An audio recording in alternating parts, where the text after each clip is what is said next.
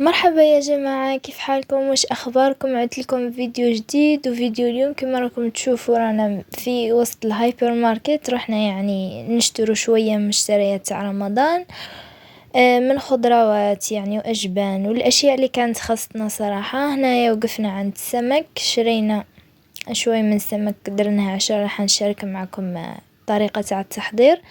هنا التوابل صراحة يعني غير شفنا بك واش حاطيني. انا كنت نحوس على توابل الدجاج وهكا، بصح ما لقيتش هنايا عندهم. وهنايا توقفنا عند المكسرات، شرينا اللوز الحلو طبعا. يعني هو وش فيه الجميل عن الهايبر ماركت، يعني دائما ناخذ يعني تقريبا كلش حتى يعني حاجات احسن يعني منتجات جاية من محلات اقل. هنا اسيري الكتاب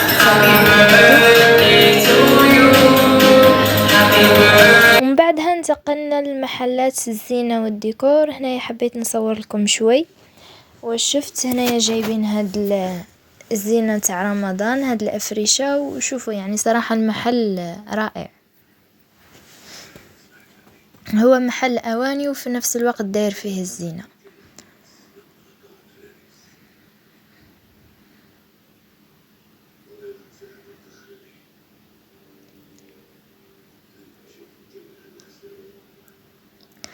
صراحة هذه تبة نتاع رمضان يعني شكلها تحفة. وهاد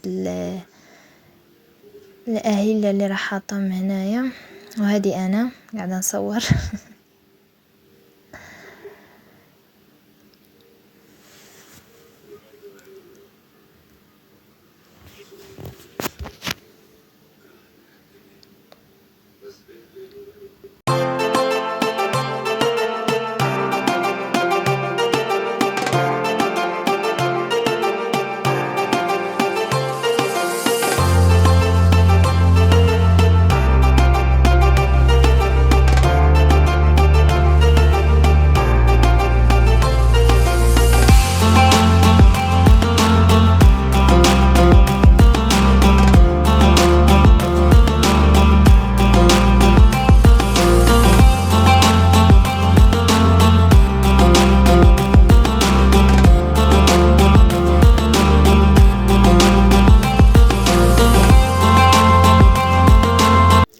وهنا حبيت نشارك معاكم. هنا درت تتبيلة للسمك، طبعا تتبيلة معروفة يعني في كل بيت، توم وتوابل وكزبر. وهنا يعني بعد ما هو صراحة في هذاك يعني وين شريناه شغل يعني يبدا ينقيه لك شوي، بصح تكملي انتي وحدك في الدار. المهم بعد يعني ما كملت له النقا نتاعو وغسلته وتبلته هنا.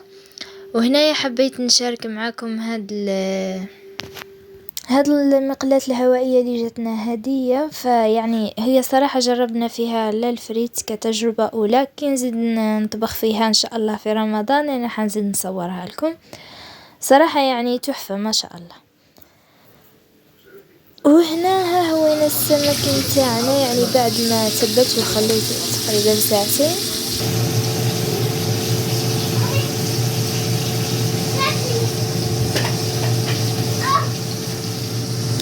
هنا يعني هي من الميزة نتاعها انك كي تريدي درجة الحرارة هي تبقى يعني درجة الحرارة والوقت يعني هي اللي تبقى تبدل وتنبهك فيهم عادي. وهنا ها هو الشكل النهائي نتاع الطبق نتاعنا بعد ما وجدته.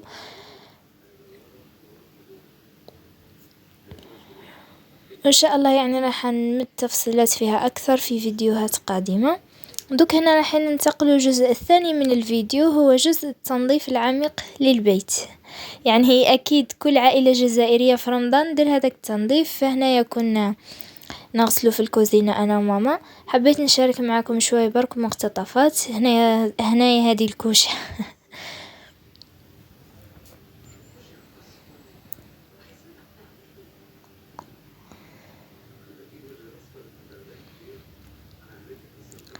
صراحة يعني كي يكون المكان معمر بالصابون والجافيل واحد راحة نفسية روعة. وهنايا بعد ما خلصت راني صورت لكم يعني غسلنا كلش رحيوط بوطاجي كلش.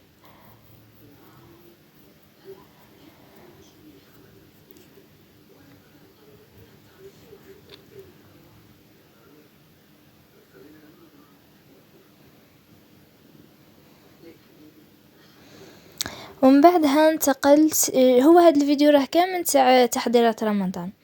هنايا قاعده نقلي في الزرع، هي بدات ماما وكملت انا. نقلي في القمح هذا نتاع الزميطه. اني مالفه يعني في كل فيديو تاع من فيديوهات رمضان نشارك معاكم. المهم هذا هو. هنايا بابا جاب لنا كميه من الفريز. كنت انا وماما يعني غسلناها وفرغناها ودرناها في ساشيات كونجيلاتور، يعني باش كل يوم للعصير، هي والمانجو والبرتقال اللي كنت شاركته معكم مفروض سابقا، نسيت. وهنا تاني حضرنا وجدنا كمية من الماشتو للفاصوليا الخضراء. ماما كانت حضرتها وجدتها يعني ودسيناها. يعني سهلنا على روحنا أشياء في هذا رمضان، هي أشياء تقريبا مالفين دايما نديروها، لكن كيما الفاصوليا الخضراء هاد المرة يعني دسينا منها شوي. وهنا تاني ماما وجدت الدجاج نتاع الأطباق الرمضانية. تابعوا إن شاء الله في هذا رمضان رايحة يعني يوم بيوم نحط فيديو، ماشي كل يوم لكن يوم بيوم بإذن الله، فكونوا يعني متفاعلين في القناة. وهنايا أنا حضرت خدمت نوعين من البوراك. بداية درت واحد فيه باللحم يعني المفروم والبطاطا والزيتون وفرماج، والنوع الثاني دوك نوريه لكم. وهنا تاني حضرت كمية من المملحات اللي تكون فارغة، يعني باش نعود غير نخرج ونعمر احسن، يعني من اللي نعود نخدم لاباط ونزيد ندير الحشو راح يعني ياخذ لي وقت ياسر. درت هنا ميني كيش ودرت كيش ولي باخكيت، ومفروض هادو هما درت هاد 3 اشكال. يعني ما شاء الله خرجت لي كمية معتبرة، يعني على الاقل كيما نقولوا احنا 10 ايام الاولى يكون واحد عنده هاد الشي جاهز. هنا النوع الثاني تاع البوراك درته بالسلق والبصل المفروم والدجاج المفروم. تاني طلع الذوق تاعو شهي، يعني لا فخس طلعت شهي يعني مازال ما ضقناش. ومن بعد زدت له زيتون اخضر وفرماج، وزدت له تاني المعدنوس. وهذا هو كان الفيديو، وصحة رمضانكم.